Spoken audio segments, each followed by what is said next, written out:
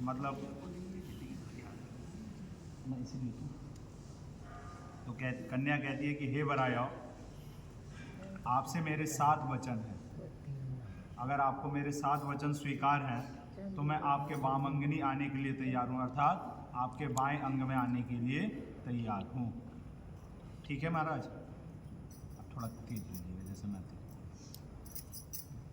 तो कन्या अपने पहले वचन में कहती है कि आज से हमारा शादी संपन्न हो रहा है, इसके उपरांत आप कोई भी तीर्थ करने जाएंगे, यात्रा करने जाएंगे, कोई भी व्रत करेंगे, उद्यापन करेंगे, यज्ञ करेंगे या दान करेंगे, तो उसमें अपना कुछ अंश मेरे साथ भी सम्मिलित करेंगे, अर्थात उसमें आप मेरे से स्वीकृति लेंगे। अब जो भी करेंगे उसमें आप मेरे से पूछेंगे।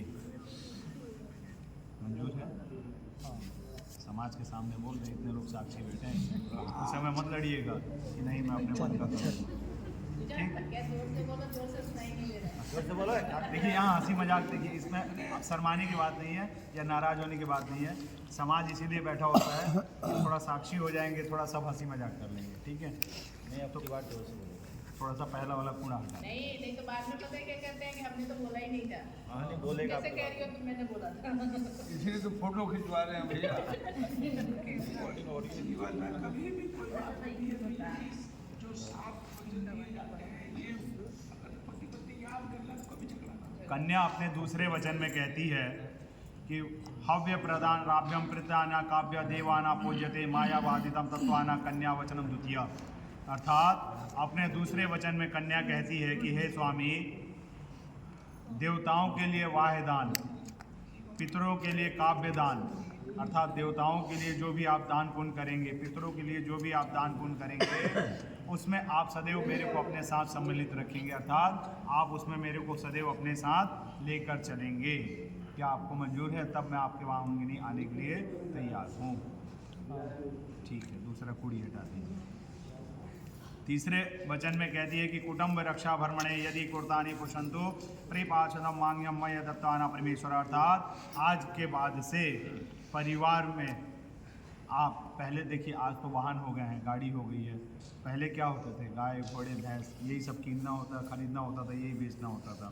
तो कन्या कह रही है कि आज के बाद से आप कभी भी गाय भैंस कोई भी पशु खरीदेंगे बेचेंगे, अर्थात कोई भी गाड़ी खरीदेंगे बेचेंगे, कोई व्यापार करेंगे या उसके लिए सोचेंगे, ठीक, तो वो भी आप मेरे अधीन रहकर ही स्वीकार करेंगे, अर्थात उसमें भी आप मेरे से एक बार वार्तालाप करेंगे, मेरे से जरूर राय विचार विमर्श करेंगे। क्या आपको मंजूर है? ये एग्रीमेंट होता है, ठीक।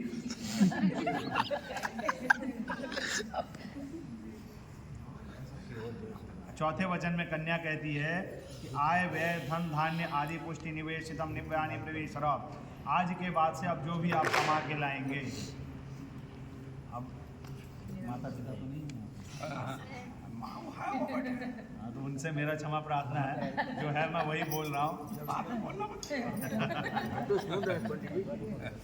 कन्या कहती है कि आज से आप जो भी धन धान्य कमा कर लेकर आएंगे उसका कुछ अंश अपने माता पिता को देंगे, ठीक, और उसका कुछ अंश मेरे पास आप स्वीकृति कराएंगे, अर्थात मेरे पास भी दे देंगे। क्यों? क्योंकि उस धन को रखकर मैं आज नहीं तो कल आप ही के काम लाने योग्य करूँगी, ठीक। जो भी धन आप कमा कर लाएंगे उसको मैं संचित रखूंगी, अर्थात सुरक्षित रखूंगी, और मेरी सलाह से उसे उचित रूप से आप खर्च करेंगे, ठीक है? मंजूर है? थोड़ा सा आप हटा दीजिए। पांचवें में कहती है कि यदि आप आज के बाद से मंदिर, बाग, तालाब, कुआं, बावली आदि का निर्माण करेंगे, अर्थात इन सब चीज़ों का आप उद्घाटन करेंगे, पूजन करेंगे, तो उसमें भी आप मेरे को सम्मिलित करेंगे। अर्थात देखिए पहले होता था तालाब, बावड़ी, कुआं, ये सब पहले होता था, अब आज तो रहा नहीं। आज क्या है? बड़े बड़े मॉल, बड़े बड़े शोरूम, बड़े बड़े कलाकृतियाँ, तो उन्हीं चीज़ों को कन्या कह रही है कि इसको भी आप मेरे प्रति स्वीकार करें। मंजूर है? ठीक, आपको भी मौका मिलेगा, ऐसा नहीं है, सब यही नहीं, आपको भी मौका मिलेगा। अगले वचन में कन्या कहती है कि देशांतरे वसुप्राणम यद्याना विभूषितम विप्राणी वाशितमया दत्ताना, अर्थात छठे वचन में कन्या कहती है कि आज के बाद से आप देश विदेश यदि कोई भी व्यापार वस्तु खरीदने बेचने के लिए जाएंगे तो उसमें भी आप मेरी सलाह लेंगे, उसमें भी आप मेरी स्वीकृति करेंगे। अर्थात कहीं भी आप बाहर कमाने जाएंगे तो मेरे से राय विचार विमर्श जरूर करेंगे। ठीक, हटा दीजिए। देखिए पांचवा और सबसे इम्पोर्टेंट, इसमें थोड़ा सा मैंने अपना भी कुछ जोड़ा है। सातवें में कन्या कहती है न सेव्य यदि परिक्रम तत्वाना भवेतम कामिनम मया वातितम मया तत्वाना जगदम्बम कन्या वचनम सप्तम। ये सबसे इम्पोर्टेंट है क्योंकि आजकल सबसे ज़्यादा घर इसी की वजह से टूटते हैं। सातवें वचन में कन्या कहती है कि हे देव, आज के बाद से अब आपकी धर्मपत्नी मैं हूँ।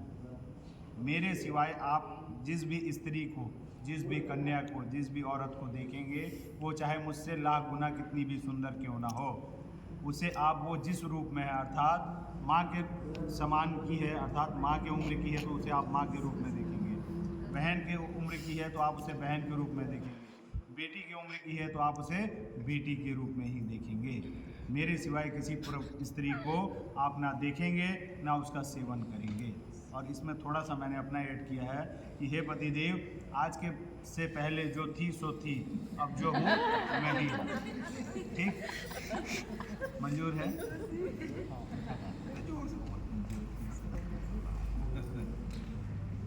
चलिए, ये तो आपका एग्रीमेंट हो गया। आपने खुद ही चोर बना दिया।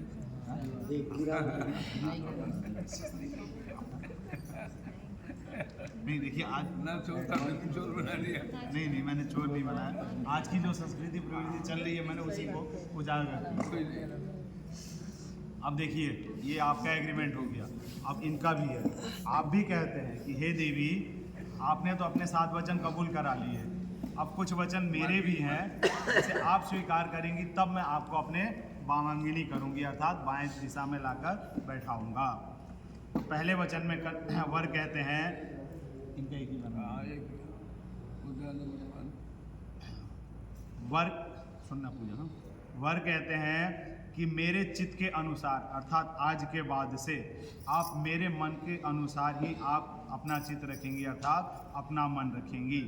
मेरी आज्ञा का आप सदैव ही पालन करेंगी, जो भी मैं कहूँगा उसका आप पालन करेंगी।